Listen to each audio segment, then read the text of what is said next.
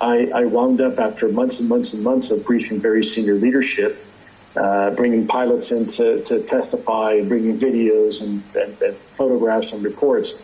They acknowledged it was important, but they didn't want to let the boss know. So I resigned.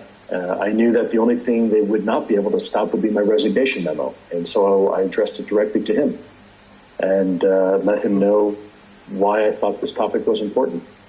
You were running into roadblocks then, essentially. You had this information, you did research, investigation, got data, and then that data hit a ceiling, it hit a wall. What wall was that? I don't really know. I think for some people, the wall was, it was too much of a pill to swallow. I remember distinctly giving a briefing to one senior, and after having the pilots there and all the evidence and the reporting, at the end of the day, he just couldn't process it. He looked at me and he literally asked, how are those Miami Dolphins doing this season?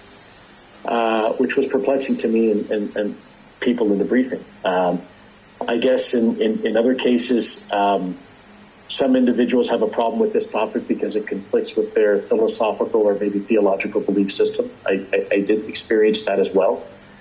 When you mentioned something, UFOs conflicting with those some within the Pentagon philosophically or religiously, were they, because of that, was there any proactive suppressing or limiting of how much you could do because of that?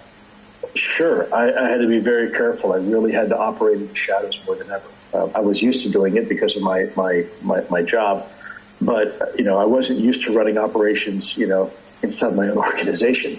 But that's what we had to wind up doing, because there were people that were certainly against this effort, and only because of, again, their philosophical belief system. I had nothing to do. In fact, I had one. I remember the conversation very well. This is a person I respected tremendously, very, very senior person. He told me, he said, "Lou, I want you to stop doing this." I said, "Okay, sir, I certainly can, but may I ask why?" And he says, "Well, we already know what it is."